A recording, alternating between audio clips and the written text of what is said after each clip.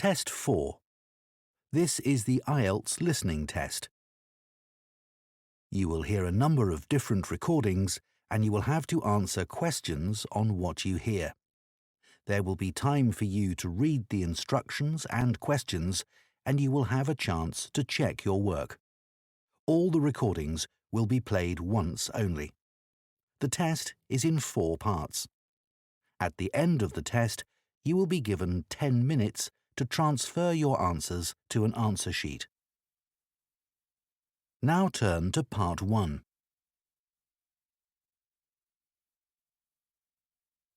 Part 1. You will hear a supervisor in a supermarket talking to a new worker on her first day. First, you have some time to look at questions 1 to 6.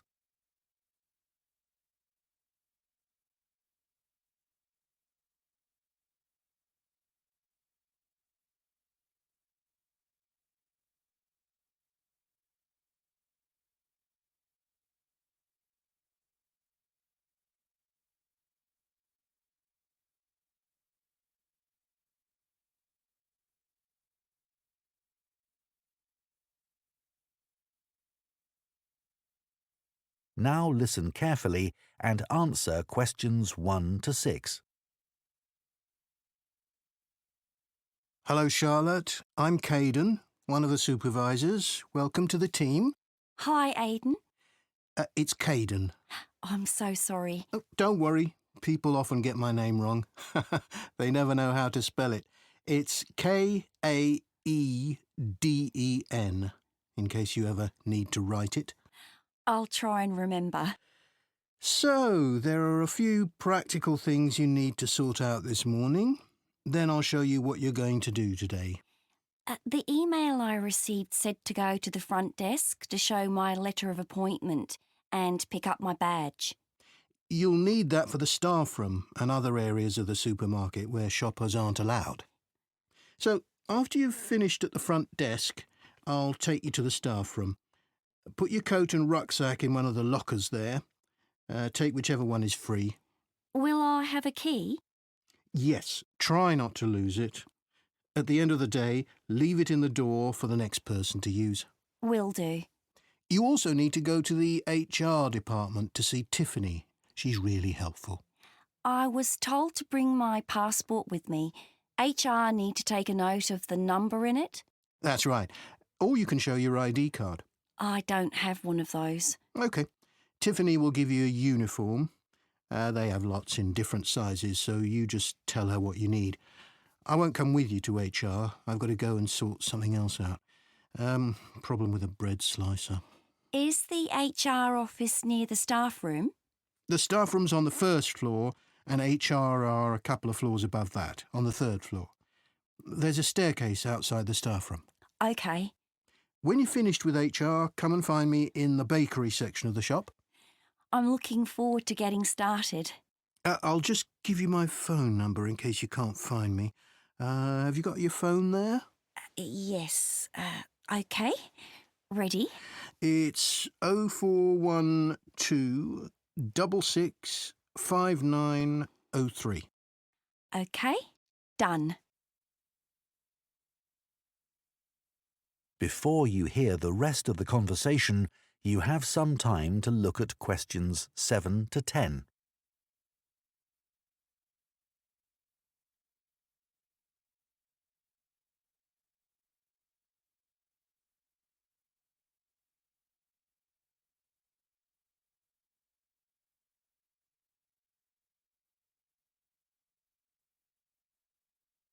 Now listen and answer questions 7 to 10. So, Charlotte, your tasks today are in the bakery section, on the sushi counter, and on the meat and fish counters. The first job is to check sell-by dates on the bread and cakes. If any of the dates are today's, put a new price label on the packaging. What if any of the labels are yesterday's dates or older? Do I throw those items away?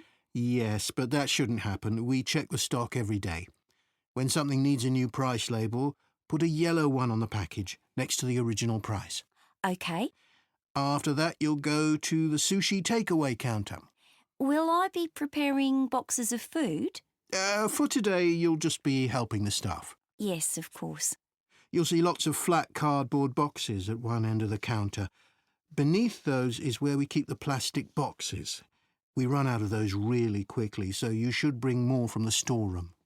Is that my only task on the sushi counter? No, you also need to clean the area where they prepare the dishes. There are cloths and bottles of spray by the sink. Oh, and please make sure you clean that too. Sure. That's important, isn't it? Absolutely, but you mustn't wash up knives. You have to do some training before you're allowed to touch sharp objects. What should I do if there are any? Ask someone to put them in the dishwasher. OK, thanks. I don't want to get anything wrong. Don't worry, you'll be fine. And I'll be around to help. Right. Finally, the meat and fish counters. You need to clean the area where staff serve customers, including wiping the weighing scales. OK. Anything else? The fish is laid on ice, but when that starts to melt, you'll need to get more from the cold room. I know the staff on the food counters wear a hat. Will that be the same for me? You won't be serving customers directly, so no. But make sure you put on thermal gloves when you take anything out of the cold room. The temperature's low enough in there to get frostbite from touching things. Understood. That is the end of Part 1. You now have 1 minute to check your answers to Part 1. Part 2. You will hear a podcast by a running coach giving advice about taking up running and giving information about her club. First, you have some time to look at questions 11 to 14.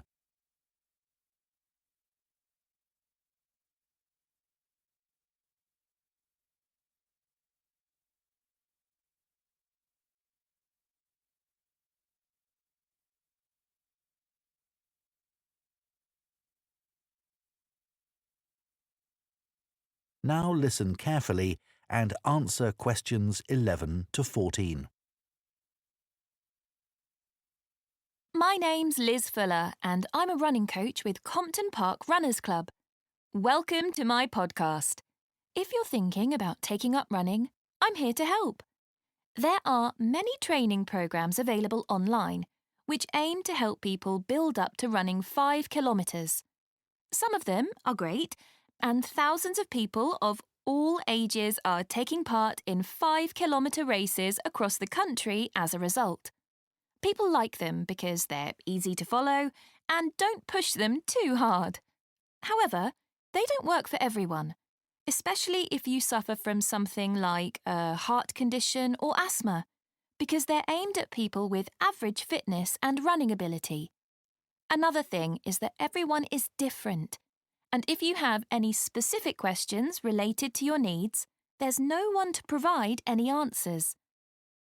I have a couple of simple tips I always give to new runners. I expect you've been told to run very slowly until your fitness increases.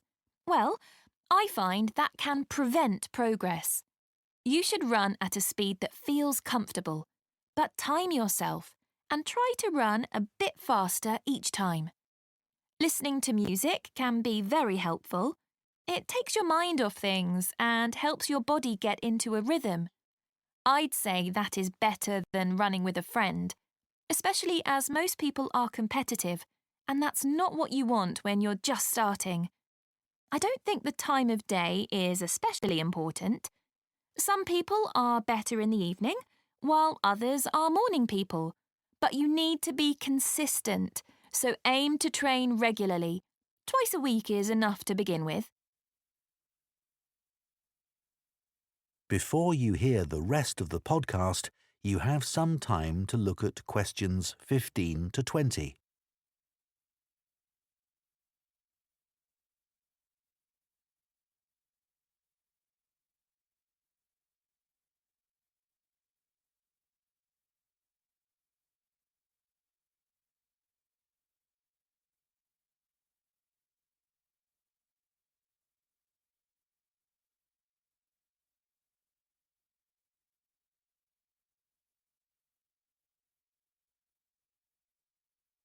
Now listen and answer questions 15 to 20.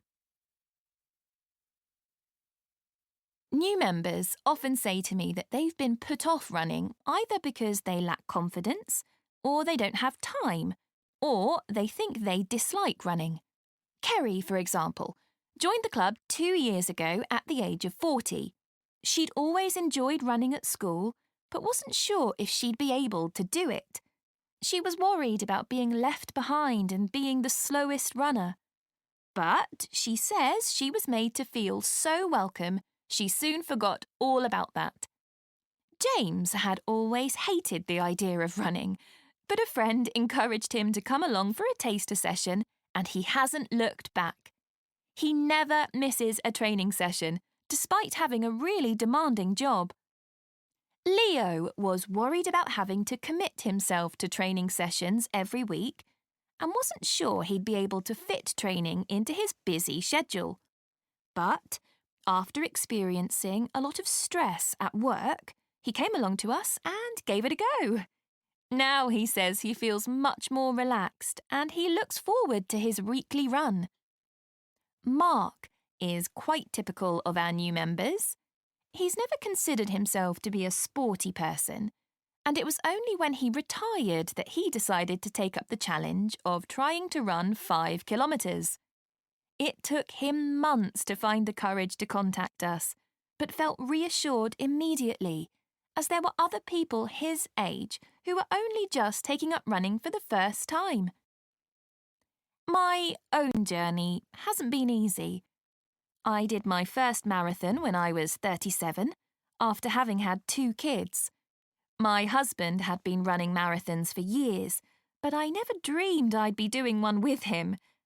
I managed to complete it in 4 hours, but I felt like giving up halfway through. It was only the support of the spectators that kept me going. I do think signing up for a race of whatever length is motivating, whether it's 5k or 25k, because it's good to have something to work towards, and it gives you a sense of achievement. I did my first 10k after only 6 months, which was certainly very challenging and not something I'd necessarily recommend. But after you've been training for a few weeks, it's worth putting your name down for a 5k. Some people find they only need a few practice runs before taking part in a race, but I'd give yourself a couple of months at least. Well, I hope that's given you a really good idea of what... That is the end of Part 2. You now have 30 seconds to check your answers to Part 2.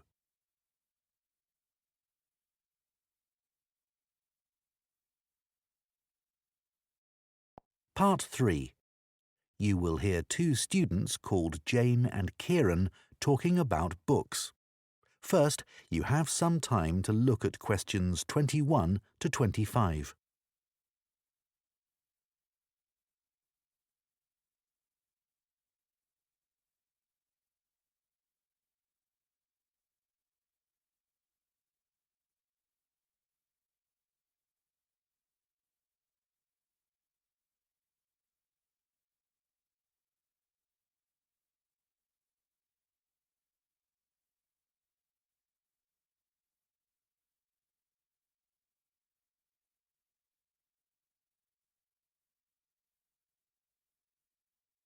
Now listen carefully and answer questions 21 to 25. So, Jane, you'll be off to Denmark soon to do your work placement. Yes, I'm really looking forward to it. And I've just started packing up all my books to put in storage. Well, I hope they don't get spoilt. It's okay. My grandfather works in a bookshop, and he told me how to pack them. Oh, that's helpful. He says you have to support the spine, otherwise the paper can come away from the cover. Yeah, that's obvious. He also told me to pack them flat in the box, not on their side. Again, because they can bend, and if you leave them like that for, say, a year, it's quite hard to get them back to their normal shape. Well, it's pretty clear that ruins them. But a lot of people just can't be bothered to protect their books. He always says it's such a shame that publishers don't use better quality paper. It's the acid in the paper that causes the problem, isn't it? Yeah, that's why old books go yellow. You know, some of the books my grandfather's given me are like that already. Oh. I should dump them really if they're going to deteriorate further, but I'd feel bad. They'll always remind me of him. He's quite a collector, you know. Well, if they're important to you. Yeah, I'd regret just throwing them away. You know, maybe it's because I was taught to treasure books, but I hate seeing students force open the pages of paperbacks. They press so hard they end up breaking the spine. I know. But unfortunately, paperbacks aren't designed to last a long time, and people know that. Hardbacks aren't quite as weak. Yeah, they're different, I suppose. But I still don't think people value hardbacks like they used to. Well, they aren't decorative, are they, like other objects? Plus, nowadays, people don't keep them out on shelves as much as they used to. That's such a pity.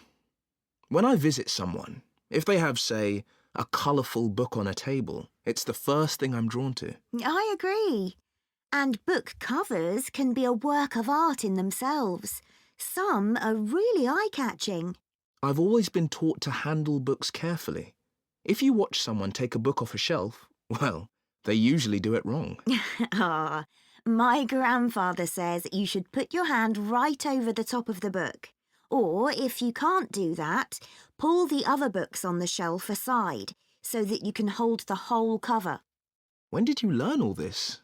He watched me pull a heavy book off the shelf when I was small, and it fell on the floor and broke apart. Oh dear. Oh, I can still remember it. You know what I really like? What? The smell of new books. Me too. My parents used to laugh at me when I was a kid because I loved putting books up to my nose, almost as much as reading them. New books aren't cheap though, are they? I guess we're lucky we can buy them. My grandfather stocks second-hand books as well as new ones, and they don't smell quite as good. Before you hear the rest of the discussion, you have some time to look at questions 26 to 30.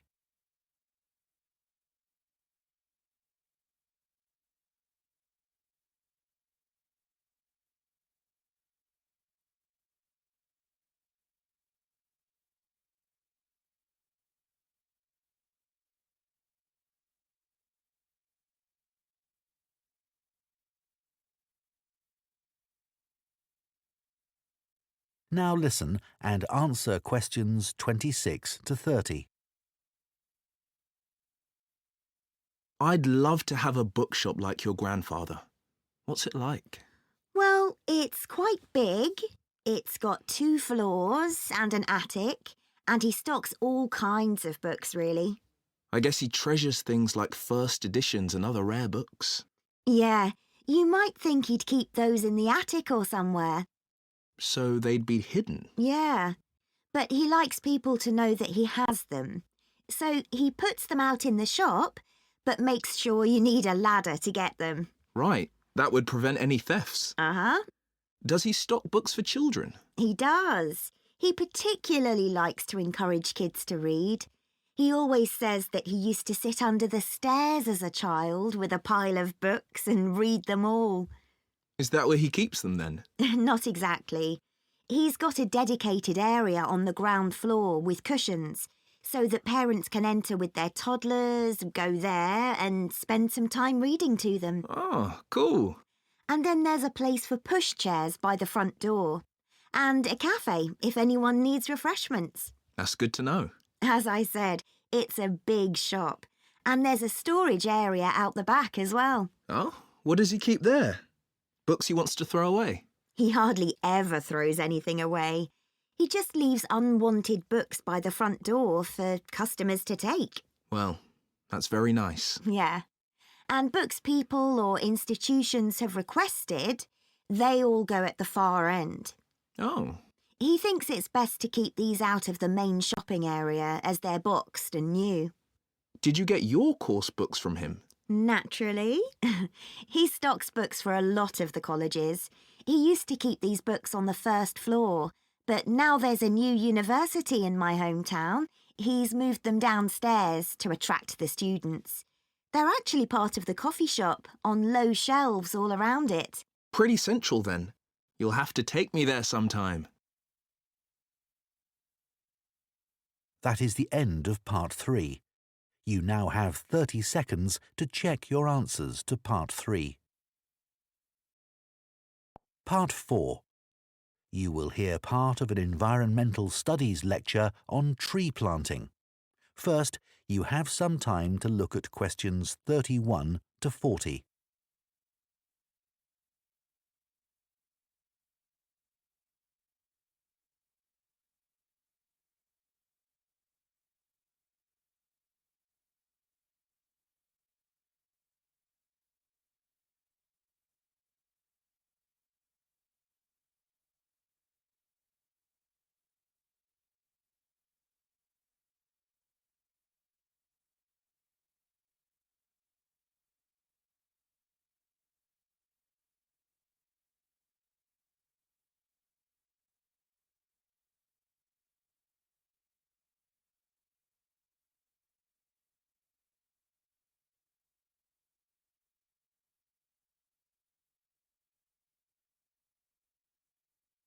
Now listen carefully and answer questions 31 to 40.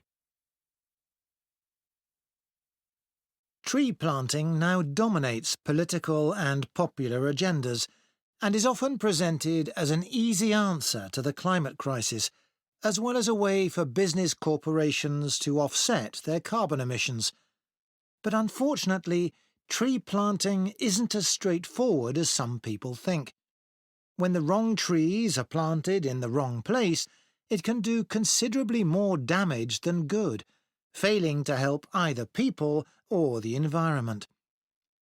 Reforestation projects are currently being undertaken on a huge scale in many countries, and it's crucial that the right trees are selected. A mix of species should always be planted, typical of the local natural forest ecosystem and including rare and endangered species, in order to create a rich ecosystem. It's important to avoid non-native species that could become invasive. Invasive species are a significant contributor to the current global biodiversity crisis and are often in competition with native species and may threaten their long-term survival. Restoring biodiversity that will maximise carbon capture is key when reforesting an area, but ideally any reforestation project should have several goals. These could include selecting trees that can contribute to wildlife conservation, improve the availability of food for the local community, and maintain the stability of soil systems. Meeting as many of these goals as possible, whilst doing no harm to local communities, native ecosystems and vulnerable species, is the sign of a highly successful tree planting scheme.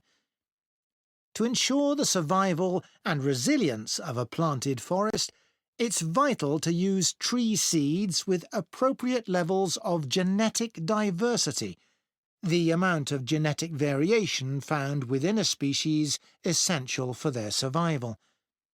Using seeds with low genetic diversity generally lowers the resilience of restored forests, which can make them vulnerable to disease and unable to adapt to climate change. Choosing the right location for reforestation projects is as important as choosing the right trees. Ultimately, the best area for planting trees would be informally forested areas that are in poor condition.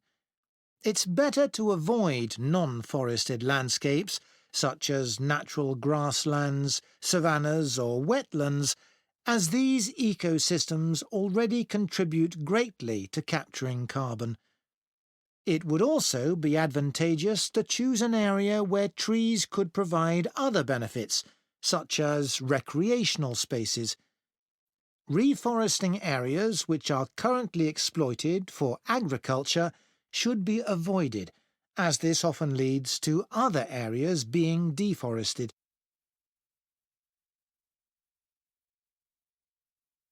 Large-scale reforestation projects require careful planning. Making the right decisions about where to plant trees depends on having the right information. Having detailed and up-to-date maps identifying high-priority areas for intervention is essential. Drone technology is a useful tool in helping to prioritise and monitor areas of degraded forest for restoration. In Brazil, it's being used to identify and quantify how parts of the Amazon are being devastated by human activities, such as rearing cattle and illegal logging. A good example of where the right trees were picked to achieve a restored forest is in Lampang province in northern Thailand. A previously forested site which had been degraded through mining was reforested by a cement company, together with Chiang Mai University. After spreading 60 centimetres of topsoil, they planted 14 different native tree species, which included several species of fig. Figs are a keystone species because of the critical role they play in maintaining wildlife populations. They are central to tropical reforestation projects as they accelerate the speed of the recovery process by attracting animals and birds which act as natural seed dispersers. This helps to promote diversity through the healthy regrowth of a wide range of plant species. Unlike the majority of fruit trees, figs bear fruit all year round, providing a reliable food source for many species. At this site, for example, after only 3 rainy seasons, monkeys started visiting to eat the fig fruits, naturally dispersing seeds through defecation. Reforestation projects should always aim to make sure that local communities are consulted and involved in the decision-making process. The restoration of mangrove forests in Madagascar is an example of a project which has succeeded in creating real benefits for the community. Destruction of the mangrove forests had a terrible impact on plant and animal life, and also badly affected the fishing industry, which was a major source of employment for local people living in coastal areas. The reforestation project involved hiring local people to plant and care for the new mangrove trees. Millions of mangrove trees have now been planted, which has resulted in the return of a healthy aquatic ecosystem. The mangroves also act as a defence against the increased threat of flooding caused by climate change. What's more, the local economy is more stable, and thousands more Madagascans are now able to send their children to school. One other important point to consider. That is the end of Part 4. You now have 1 minute to check your answers to Part 4.